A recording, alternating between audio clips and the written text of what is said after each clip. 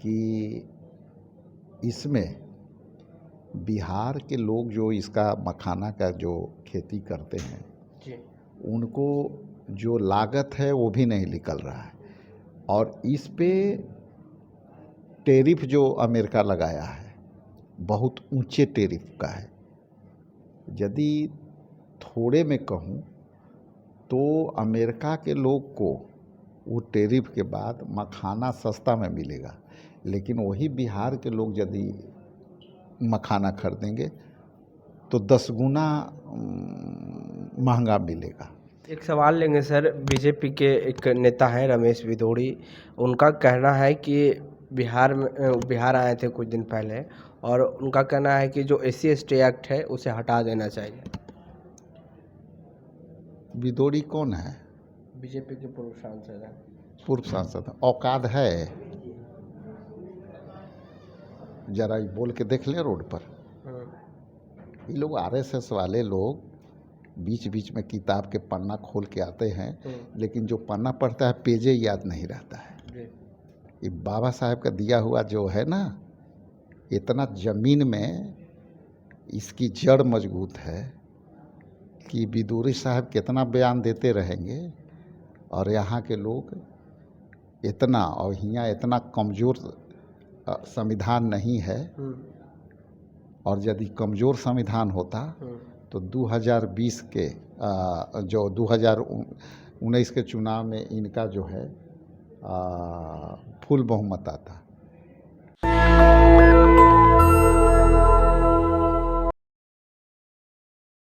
कल देश के प्रधानमंत्री नरेंद्र मोदी 2 दिवसीय दौरा पर बिहार आ रहे हैं।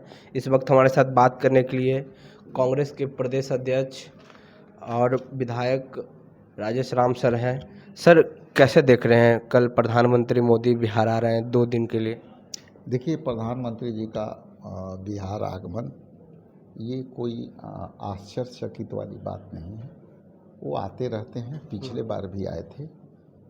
अब आने का संदर्भ ये है कि जब ये चुनावी कार्य में आ रहे हैं और प्रधानमंत्री जी 2 दिवसीय की यात्रा पर आ रहे हैं, तो बिहार ये अपेक्षा रखता है कि 2015 में जो घोषित 1.25 लाख करोड़ की जो घोषणा हुई थी उसका पर भी कुछ कहेंगे, उस पर कुछ जवाब देंगे। इसके अलावे 26,000 करोड़ की सड़क परियोजना का जो उन्होंने बात कही थी उस पर भी बात करेंगे। 10,000 करोड़ का रेलवे बजट और 98 स्टेशनों का निर्माण की बात हुई थी, तो उस पर भी कुछ चर्चा करेंगे। और मखाना से संबंधित जो उन्होंने स्थापना करने की बात की थी, धान योजना के तहत मखाना बोर्ड का स्थापना की बात कही थी, तो मखाना बोर्ड के भी बारे में कुछ चर्चा होगी। क्योंकि पिछले बार तो उन्होंने चर्चा की थी, लेकिन आप देखेंगे कि इसमें बिहार के लोग जो इसका मखाना का जो खेती करते हैं उनको जो लागत है वो भी नहीं निकल रहा है, और इस पे टैरिफ जो अमेरिका लगाया है बहुत ऊंचे टैरिफ का है। यदि थोड़े में कहूँ तो अमेरिका के लोग को वो टैरिफ के बाद मखाना सस्ता में मिलेगा, लेकिन वही बिहार के लोग यदि मखाना खरीदेंगे तो 10 गुना महंगा मिलेगा। तो ये सब बातें हैं। इस बातें से लेकर के हम लोग बिहार के एक नागरिक भी हैं, तो हमारी अपेक्षा है कि बिहार में आ रहे हैं तो रोज़गार कितना मिलेगा, उस रोज़गार की बात करेंगे। पलायन जो बिहार से हो रहे हैं उसकी बात करेंगे। अब ये बोलेंगे कि अब हम पलायन नहीं होने देंगे और यहाँ सारे इंडस्ट्री बैठेंगे, फैक्ट्री बैठेंगे। तो हम लोग भी अपेक्षा करते हैं कि प्रधानमंत्री आए हैं तो बिहार के लिए कुछ करके जाएं। लेकिन सर, प्रधानमंत्री ऑपरेशन सिंदूर के बाद भाषण के दौरान उन्होंने कहा कि हमारी रगों में सिंदूर दौड़ रहा है। अब देखिए, ये तो अब कैसे कहें कि इसकी रग में क्या दौड़ता है आपको भी पता है जी। और दूसरे की रगों के खून के बारे में तो हम नहीं बता सकते कि कौन से, अब हम अपना बता सकते हैं कि मेरे रगों में खून दौड़ रहा है, लेकिन दूसरे के बॉडी का हम मेडिकल साइंस थोड़े जानते हैं कि उनके बॉडी में क्या रहा। तो खुद बोले हैं सर। ठीक है, तो ये तो वही बता पाएंगे। सिंदूर दौड़ रहा है। जी, इसलिए किसके रग में क्या दौड़ता है ये मेडिकल साइंस के विषय है। हाँ। हमारे रग में यहाँ जितने लोग बैठे हैं उनके रगों में खून दौड़ रहा है, ये सारे लोग बताएंगे, लेकिन दूसरे के बॉडी के बात हम कैसे करेंगे। एक सवाल लेंगे सर, बीजेपी के एक नेता हैं रमेश भिदोड़ी, उनका कहना है कि बिहार आए थे कुछ दिन पहले और उनका कहना है कि जो SC/ST एक्ट है उसे हटा देना चाहिए। बिदोड़ी कौन है? बीजेपी के पूर्व सांसद हैं। पूर्व सांसद औकात है? जरा ये बोल के देख ले रोड पर।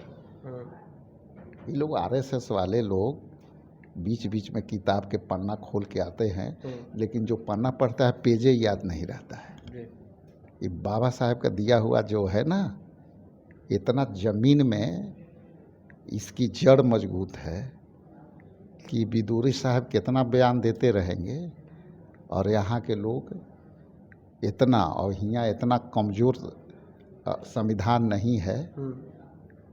और यदि कमज़ोर संविधान होता तो 2020 के जो 2019 के चुनाव में इनका जो है फुल बहुमत आता। आज संविधान बचाने के लिए लाखों करोड़ों लोगों ने जो विपक्ष में वोट दिया आज अल्पमत में है। इसलिए किसी को औकात नहीं है कि हमारे आरक्षण को छू सके और उसका पुनरीक्षण कर सके। और एक बार जब ये पुनरीक्षण के RSS के हेड कहे थे तो समझ में आ गया था कि इनकी सरकार बिहार से ख़त्म हो गई थी। इसलिए इन लोग को बोलने दीजिए, वो सस्ती लोकप्रियता के लिए काफ़ी है। यहाँ सारे लोग सजग है, संविधान जो है मजबूत है, संविधान के बाबा साहब का दिया हुआ संविधान का जड़ मजबूत है, कोई छू नहीं सकता है। चुनाव नज़दीक है सर और नरेंद्र मोदी बिहार इस ऑपरेशन सिंदूर के बाद दूसरा बार आ रहे हैं, क्या माना जाए इसको? दूसरा बार नहीं आ रहे हैं, ये तो यहाँ ऑपरेशन सिंदूर की बात हम बोले जो आ रहे हैं अपना वो आएंगे, घोषणा करेंगे, जुमला करके जाएंगे। और ऑपरेशन की जहाँ तक बात है तो उस पर भी हम लोग उम्मीद किए हुए हैं।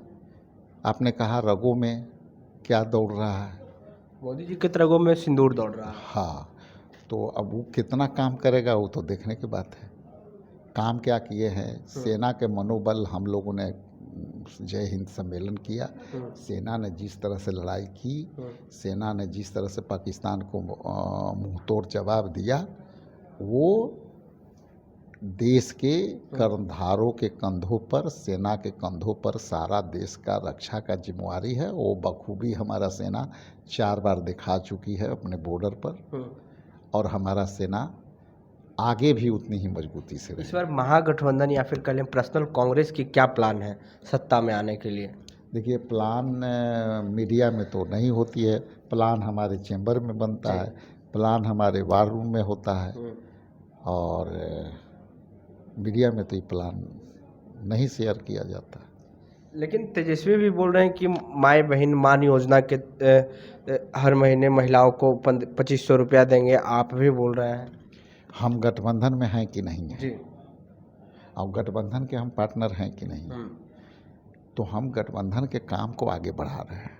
और जब भी हमको माँ बहन मान योजना को आप देखेंगे तो उसको आप देखिएगा कि उसमें महागठबंधन की सरकार बनेगी तो हम 2500 रुपया हर माँ बहनों को 2500 रुपया हम उनके खाते में देंगे। उसमें कहाँ है किसी दूसरे के बात।